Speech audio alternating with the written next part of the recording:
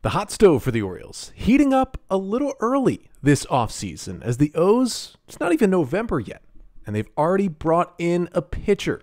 We'll tell you who it is and how he helps the O's in 2024 coming up on this episode of the Locked On Orioles podcast.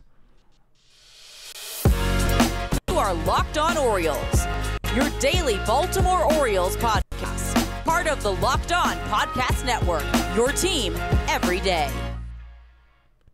Hey there, Orioles fans. Today is Thursday, October 26th, 2023, and welcome back into the Locked On Orioles podcast, part of the Locked On Podcast Network, your team every day. As always, I'm your host, Connor Newcomb. And coming up on today's episode, we are going to talk about Tucker Davidson, who the Orioles claimed off waivers from the Kansas City Royals on Wednesday. We'll get you the background and career of the left-handed pitcher, why he's struggled recently and been on multiple teams, what his stuff looks like, and how the Orioles can make some tweaks to turn him into a productive left-hander on the mound for the O's in 2024 and beyond. But that's all coming up on this episode of the Locked On Orioles podcast. Before we get there, though, just did want to thank you for making Locked On Orioles your first podcast listen of the day. We're free and available on all podcast listening platforms. Make sure to leave a 5-star rating and a review if you can. Subscribe to the pod, and of course, like, comment, and subscribe to the Locked On Orioles podcast on YouTube. And remember, we are doing a giveaway this week on the YouTube channel to celebrate passing 5,000 subscribers on the Locked On Orioles YouTube channel. We've got a giveaway here, and I announced this on Monday's episode, but got another Orioles Hawaiian shirt to give away here on the podcast today. It is a size XL Orioles Hawaiian shirt, and to win this Orioles Hawaiian shirt, you just need to do two things. Number one, subscribe to the Locked On Orioles podcast on YouTube, and number two, in either the YouTube comment section of today's episode, tomorrow's episode, or Monday's mailbag episode that has already happened, leave a comment and tell me what your favorite Orioles home run from the 2023 season was and why. That's all you have to do. Subscribe to the pod, comment, favorite Orioles homer from the year, and you will be entered to win the Hawaiian shirt. Entries will close Friday at midnight. I'll pick the winner this weekend and announce it on next Monday's mailbag episode. And just to thank you all for making Locked On Orioles your first listen of the day. For your first listen today, we have a roster move that the Orioles have made. Yes, they did bring in right-hander Nate Webb on a minor league deal earlier this offseason since their season ended, but this is an actual major league player that the Orioles have added to the 40-man roster this week. Now, free agency, trades, all that good stuff can't open until after the World Series. We do know our participants. I mean, who would have thought Rangers Diamondbacks was going to be the World Series, but that's what we've got. But waiver claims and DFAing players still happens in this time after team seasons are over, and the Orioles have taken advantage. They have claimed 27-year-old left-handed pitcher Tucker Davidson off waivers from the Kansas City Royals after he was DFA'd by the Royals earlier this week. So let's start with who is Tucker Davidson and what has his career been so far? So I mentioned 27-year-old. He will be 28 in March, so next year will be his age 28 season. And the left-handed pitcher was a 19th round pick out of a small college in Texas. He was picked by the Atlanta Braves in the 19th round all the way back in 2016. He was actually committed to transfer to NC State, an ACC program, one of the best college baseball programs in the country, but he got drafted and decided to sign. Now, he was fantastic in the minor leagues throughout every level, and the Braves kind of threw him a bone right at the end of the shortened 2020 season. They gave him one start in September as his major league debut. He went into 2021 as the number 13th ranked prospect in the Braves system, according to FanGraphs. He was seen as a good prospect and a future major leaguer. And he really got a little more run in that 2021 season. He came up in May, joined the rotation, and made 4 starts and was pretty solid. 20 innings, a 3.60 ERA, good strikeout numbers, and then went down with an injury. Had some left forearm inflammation, generally an injury that for some guys eventually leads to an elbow injury and then Tommy John. But that is not what happened for Davidson. Unfortunately, he still did have to go on the 60-day injured list.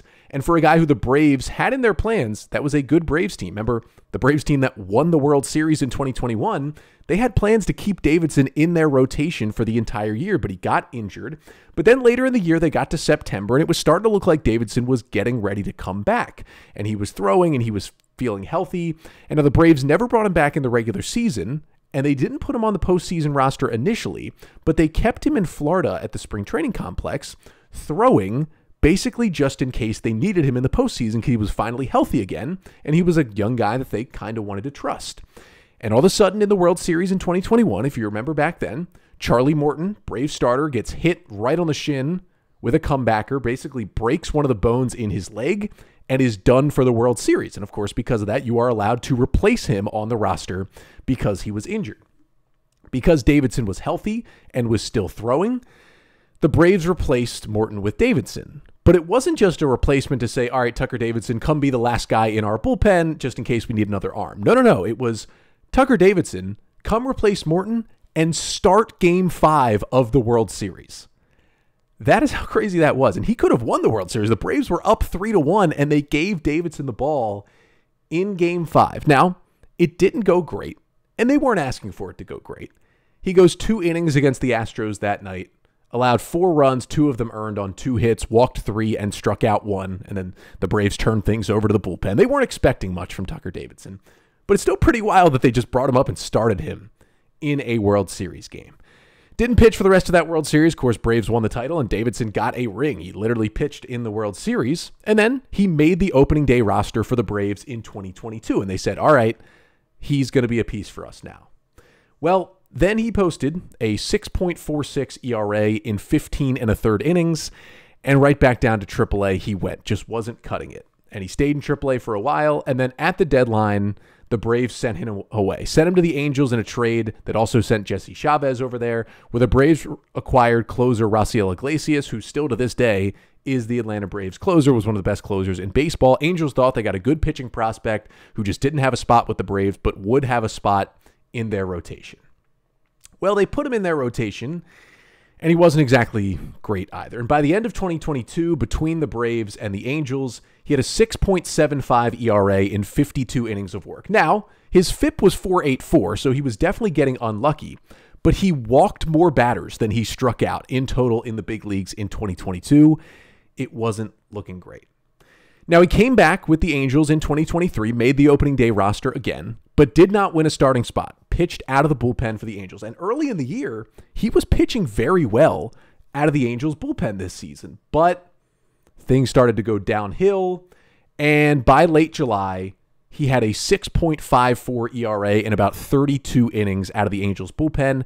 And that Angels team, which was still in the mix in July, remember they traded for guys at the deadline, they were adding a lot of pitchers at the trade deadline, needed to make space. And because Davidson was struggling, they DFA'd him in late July. Well, a Royals team that was going nowhere and was just looking for guys who might help them out, of course, had the first chance at it and claimed him on waivers and acquired him for cash. So the Royals bring him over, and it goes a little better down the stretch with the Royals. Definitely better than it went with the Angels or in kind of his last stint with the Braves, but it still wasn't amazing. Now, he ends his 2023 season mostly as a reliever with both the Angels and the Royals, with a 5.96 ERA and a 4.27 FIP in 51 1/3 innings pitched at the big league level.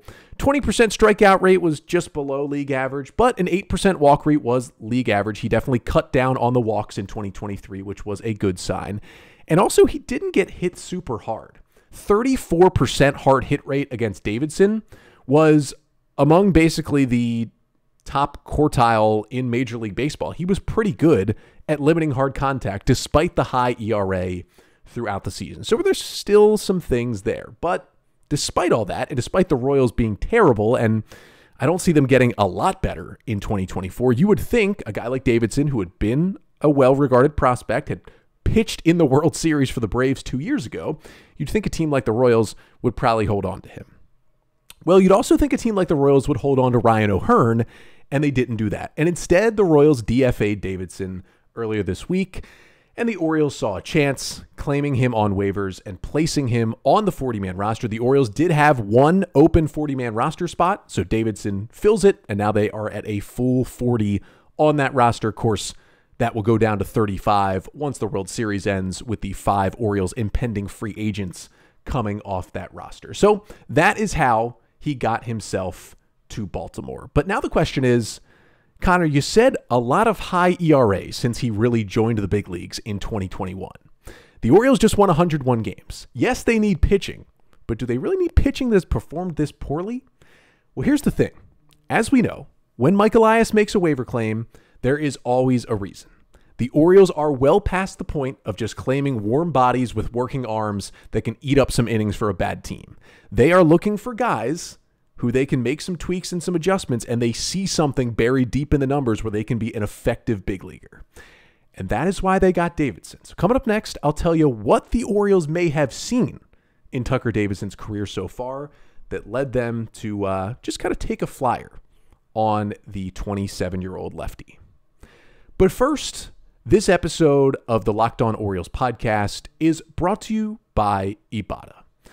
How does free Thanksgiving sound? Pretty good, right? This year, Ibotta is here to give you cash back and help make sure your Thanksgiving table is complete. Because who wants turkey without the gravy? Starting November 1st, for the 4th year in a row, Ibotta is giving 100% cash back on your Thanksgiving feast. Just add the offers in the app to redeem for everything you need to make your Thanksgiving feast complete. All you have to do is shop at your favorite retailers and upload your receipt. Now, Ibotta gives you cash back on hundreds of grocery items, from produce to personal care to pantry goods, so you can make sure you're beating inflation no matter what you're purchasing. And you can also earn cash back at hundreds of online brands too and retailers when you start with Ibotta. That includes Lowe's, Macy's, Sephora, Best Buy, and more. But let me tell you, this Thanksgiving deal, that's what you got to take advantage of. So download the Ibotta app now and use code MLB to get 100% cash back on your Thanksgiving dinner starting November 1st. Just go to the App Store or Google Play Store and download the free Ibotta app and use code MLB. That's IBOTTA in the Google Play or App Store and use code MLB. So the Orioles made a waiver claim, and we're talking about it, kind of the first major league move of the offseason as they try to better this squad heading into 2024. And the move was 27-year-old left-handed pitcher Tucker Davidson, who the O's claimed off waivers from the Kansas City Royals, been with the Braves, Angels, and Royals over the past couple of years in the big leagues, was a starter, now a reliever, but nothing saying he couldn't go back to the rotation. And that's one of the other things we're kind of going to talk here, because it's not 100% that he'll just stay a reliever for the rest of his career either. Now let's look at the stuff, right? Because this is where you dive in and you say, okay, why did the Orioles get Davidson? What is there for them to say, let's go get this guy? And as we know, the Orioles had 101 wins, second best record in baseball. They're very low in the waiver wire. So most teams passed over Davidson before he got to the Orioles and the O's claimed him. So what did they see that other teams maybe didn't? Well, first, let's talk about his stuff. And these numbers I'm going to talk about are specifically from his entire 2023 season. So this includes the combined 51 and a third innings he threw with the Angels and with the Royals. His most used pitch is his slider. He threw it 44% of the time this year, and it was also his number one pitch in 2022 as well. It's always been his best pitch. It's been the pitch that's been best revered coming up as a prospect as well. Now, he calls it more of a gyro slider. There's a good conversation between him and David Larla from early this season in Fangraphs, where Davidson kind of talks about how much of a pitching nerd he is, how much he loves the numbers, and is very introspective about his stuff. So I got some good information from that piece as well. But he calls it kind of a harder gyro slider. Throws it about 85 miles per hour. But that slider kind of evaded him this year. It's always been a good pitch for him, and it's the reason why it was his number one most used pitch. But opponents hit 340 against that harder slider this year. It was really the first time that Davidson just wasn't having any success with his slider. First time in his career. Just a 23% whiff rate, and it wasn't going well. And honestly, he used it less and less down the stretch. Specifically when he went over to Kansas City in late July, he used that harder slider much less with the Royals. Now, the pitch with the Royals that became the number one pitch was his four-seam fastball, a pitch that for a lot of guys is their most used pitch. He threw it about 35% of the time this year. It's certainly not a power fastball. Now, back in his time in the minors, at some points, he was more 93, 94, up to 95, 96 with the fastball.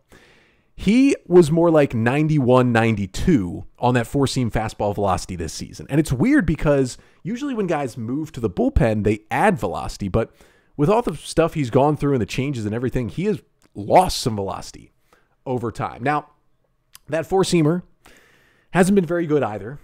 .328 batting average against, .597 slugging percentage against Davidson's fastball this year. It has a little bit of rise and it has some properties, but it's not a great pitch. For it to be good, he's got to really command that fastball, and he really was not doing that in 2023. But it's never been his number one pitch, even when it was a little higher velocity early in his career and in the minor leagues.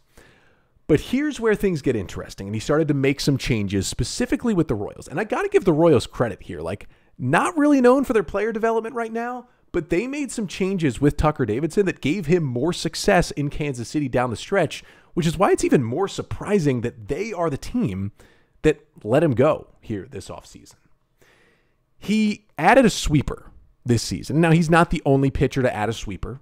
A sweeper is kind of an extended slider, basically. It has more horizontal movement, less vertical movement. It's thrown a little slower, and they call it a sweeper because it basically sweeps straight across the strike zone instead of kind of going down and away like most sliders do and throwing a little harder. It breaks more, it sweeps more, and slides straight across. That's basically the difference. The grips are different. How you throw it is different as well. He threw it only 11% of the time this year, and it's about an 80-mile-per-hour sweeper, so it's 5 miles per hour slower than his regular slider. But he threw it more and more as the season went on and threw it more with the Royals. And when he did throw that sweeper, it was a really good pitch.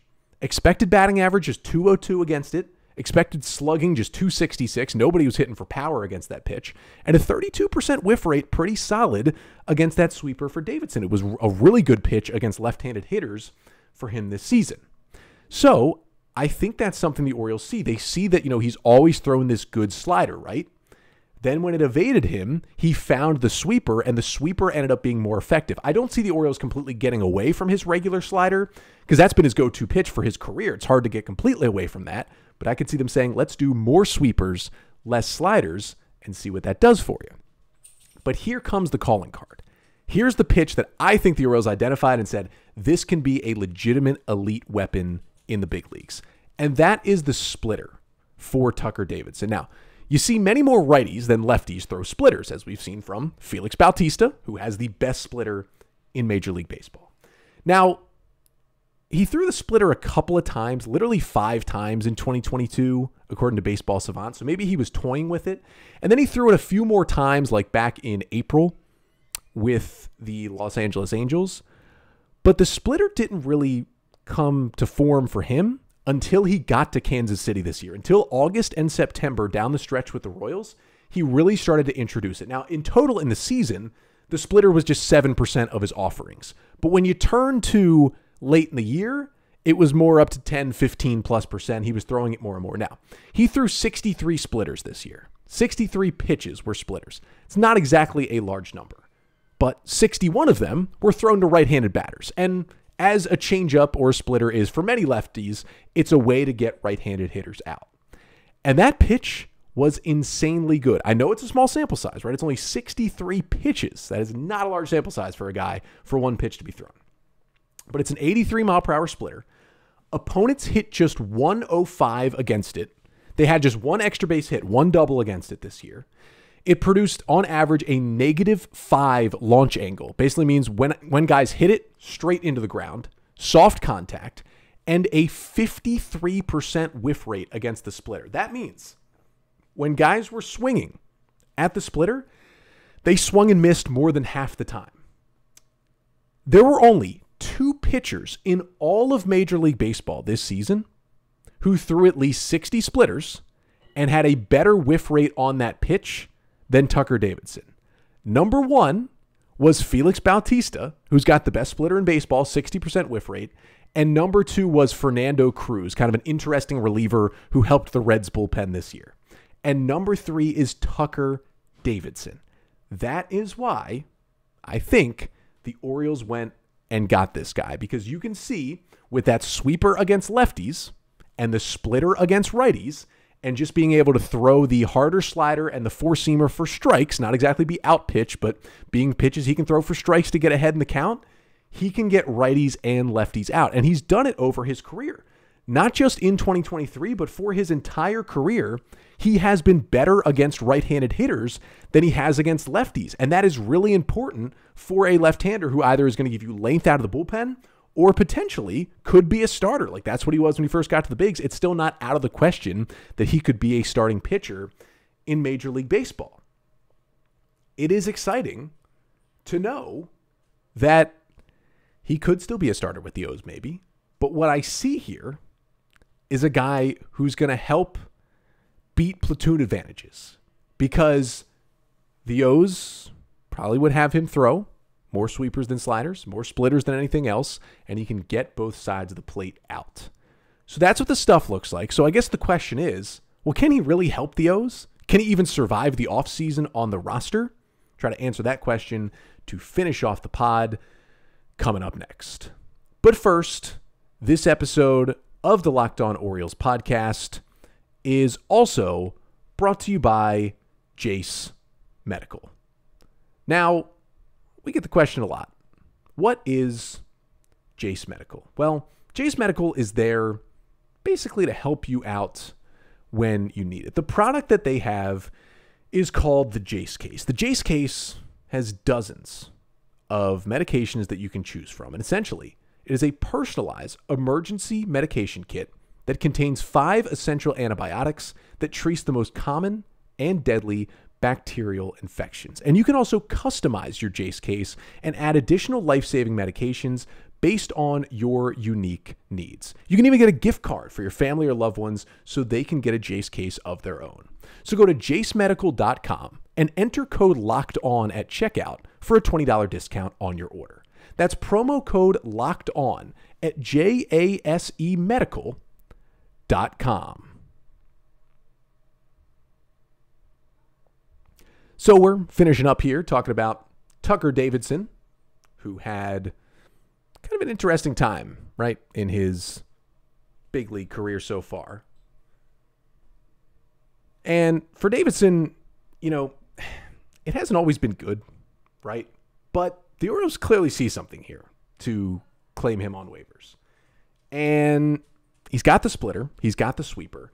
And that's kind of the thing here, right? Like, the Orioles claimed him. They used up their last open 40-man roster spot to put him on there.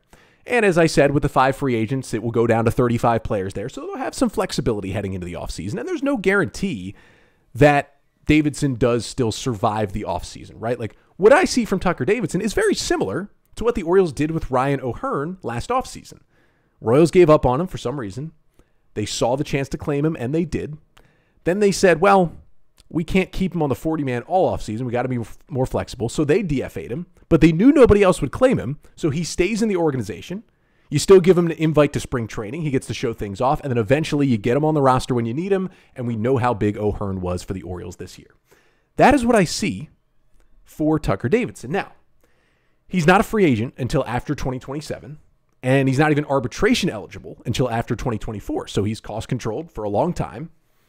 And that's good for the O's. Now, the drawback is, and here's what makes this a little trickier, Davidson is out of minor league options because he's been sent up and down so many times since 2020 when he first came up with the Braves, because he's just had struggles at the big league level.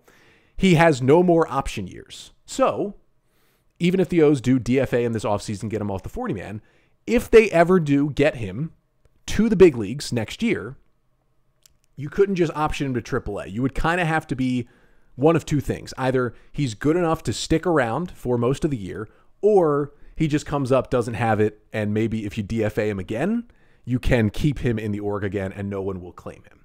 But what I can predict is the O's should be adding pitching, right? And I think I can guarantee, although I don't know if they're going to add big names, they're going to add other pitchers who are better than Tucker Davidson, right? They're going to add guys that aren't just like reclamation projects that might work out. These like flyers they're taking on guys. They're going to add some legitimate pitchers. And they're going to need those 40-man roster spots, right? Whether it be for prospects, whether it be for free agents, for trades, whatever it may be. Tucker Davidson probably won't survive the entire offseason on the 40-man roster. Heck, he might not survive the next 3 days on the 40-man roster, right? Like, they might turn it around and DFA him quickly. But here's what the Orioles know. The Orioles are 29th on the waiver wire. That means that Tucker Davidson doesn't have to cross through the Royals, obviously. He has to cross through 29 teams. So I should say they're really 28th when you think about it, out of 29 teams. He passed through waivers of 27 teams. Only the Braves, who he used to play for, didn't have a chance to claim him. So the odds would tell you that if the Orioles later this offseason need space on the 40-man and they do DFA Tucker Davidson, the odds are that he would pass through waivers, and if he wanted to, would be able to stay in the Orioles organization and just get that invite to spring training in Sarasota to try and win a spot. It's exactly what they did with O'Hearn and many other players last offseason, and you can easily see it happening for Davidson. So if in like 2 weeks from now, the Orioles turn around and DFA Davidson, don't think like, oh, what was the point of this? They're just getting him so they can pass him through waivers and then have a little more roster flexibility with him as they go into spring training. Now, as things do work out, right, and he becomes a guy who the Orioles can use, I wouldn't count out him being a starter, but it's more likely he ends up as a bullpen arm for the O's. He's a lefty who can get righties and lefties out and can give you length. And I think what the O's are going to do, they're going to pull way back on that regular slider usage and go way up on the sweeper usage. Say, you can throw the regular slider to get some get-me-over strikes, but your swing and miss pitch, especially against lefties, is going to be that sweeper. We're going to throw it even more. They're going to look at the splitter. The Orioles love a splitter. They love teaching guys changeups. Davidson already has a great one. He just hasn't unleashed it fully yet. They're going to say, against righties, your pitch is that splitter. Yes, they're still going to allow him to throw his four-seam fastball as a get-me-over pitch, but it's not going to be thrown a lot. It's going to be a lot of sweepers and splitters. And they're going to say, you can get through the lineup one time. You can give us multiple innings. You can get righties and lefties out. That is a weapon to have in your bullpen. And if you're trying to compare him to someone, he also threw a couple of sinkers last year, so maybe the Orioles, I could also see trying to say, hey, let's toy with that sinker a little bit more, maybe have it replace your four-seam fastball. That could be helpful too to keep the ball on the ground. But think Danny Coulombe, right? A veteran lefty who the Orioles got for basically nothing, who throws fastballs, but not a lot of them, right? He throws way more breaking balls and cutters, and he can get righties and lefties out by throwing a lot of junk. And then when Coulombe does throw a fastball and it's 91 miles an hour, guys are behind it because they've seen so many breaking balls at 83. When he throws 91, it looks like 99 up there to hitters. Think about Danny Coulombe. That is what you could get out of Tucker Davidson. And that's not, the greatest reliever in the world. It's not a starting pitcher, but that's a guy who's throwing you like 60 to 70 strong innings in a season. That is super valuable for a team that had some guys wear down a little bit once again and certainly need some arms to help. And again, they're going to get better players. And this is a very cheap waiver wire, take a flyer option. But from this stuff that I see and from what we've seen the Orioles do with other pitchers and make them better in the past, that splitter's great. We're going to see a lot more of them. The sweeper's good. We're going to see a lot more of them. They'll scale down the slider and the four-seamer, maybe add the sinker. And all of a sudden, you have a good reliever who is just another Danny Coulombe.